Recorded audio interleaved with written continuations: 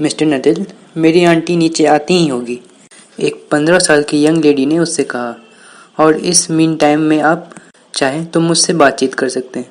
तो फिर उस 15 साल की लड़की और मिस्टर नटल में क्या बातचीत हुआ, आइए जानते हैं।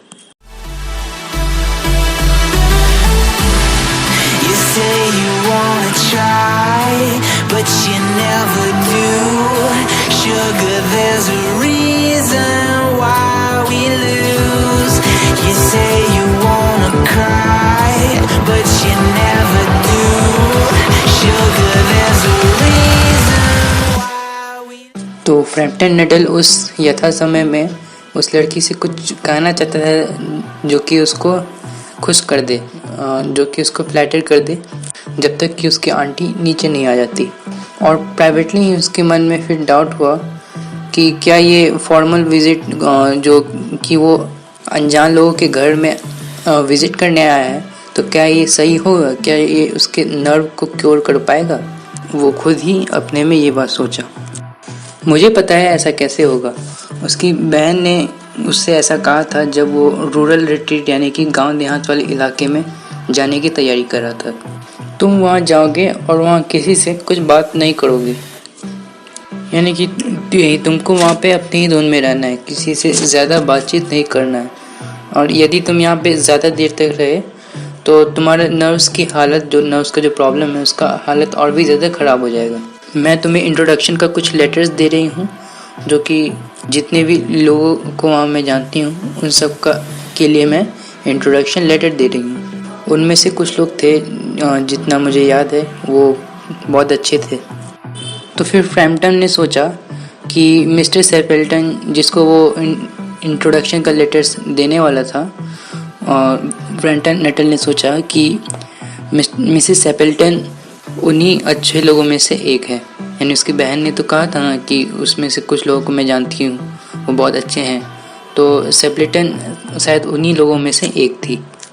तो क्या आप यहाँ रह रहे कई लोगों के बारे में जानते हैं, उस नीस ने कहा। यानी कि वो कुछ देर के लिए साइलेंस में थे, फिर उस चुप्पी को तोड़ते हुए नीस ने उससे ये प्रश्न पूछा। तो फ्रैम्पटन ने जवाब दिया कि बहुत मुश्किल से ही किसी को जानता हूँ मैं यहाँ पे। मेरी बहन यहाँ पे कुछ 4 साल पहले रह रही थी, उसने मुझे इंट्रोडक्शन का लेटर्स दिया हुआ है यहाँ के कुछ लोगों के लिए। उसने अपना लास्ट स्टेटमेंट एक डिस्टिंक्ट रिग्रेट के अंदाज में बोला, यानी स्पष्ट बोला और रिग्रेट के अंदाज में बोला, यानी कि उसे अच्छा नहीं लग रहा है कि वो यहाँ पे आया है, उसे लेटर देना पड़ रहा है सिर्फ उसके नर्व के प्रॉब्लम के कारण। तो कुछ इसी अंदाज में उसने ये लास्ट स्टेटमेंट दिया। तो इसका मतलब आप मेरी आंट के बारे में कुछ भी नहीं जानते हैं, उस काम और कॉन्फिडेंट यंग लेडी ने उससे सवाल किया।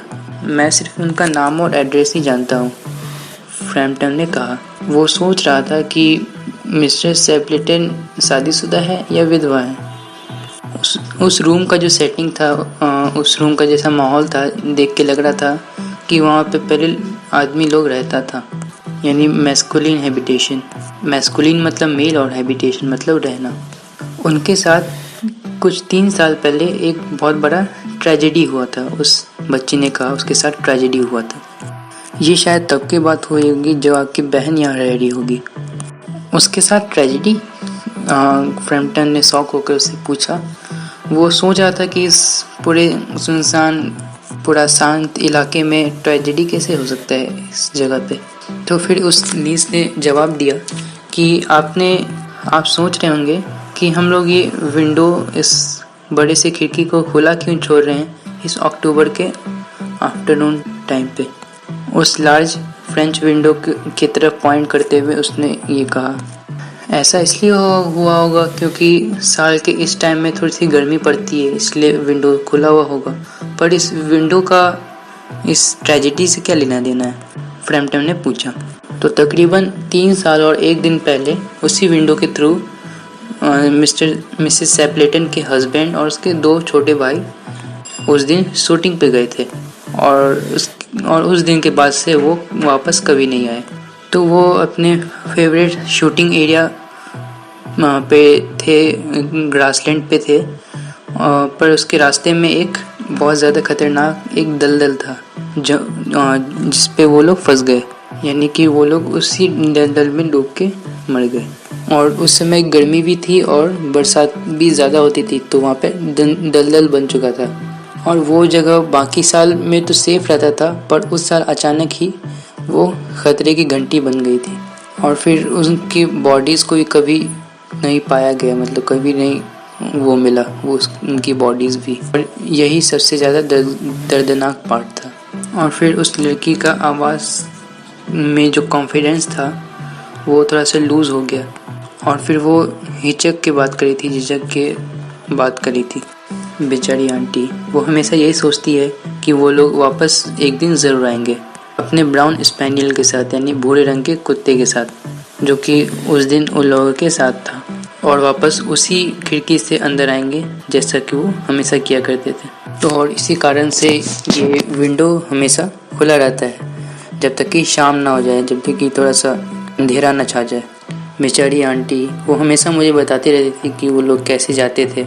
उसके हस्बैंड एक वाइट वाटरप्रूफ कोट अपने कंधे में टांग कर जाया करते थे, और रॉनी उसका सबसे छोटा भाई हमेशा गाता रहता था, Barty why do you bound, एक गाना था वो गाते रहता था।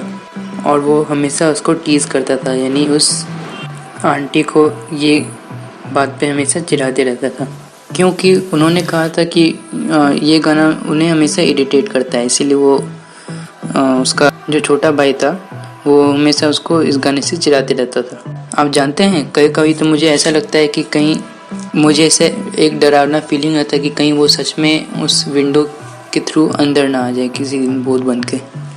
I don't know what you want.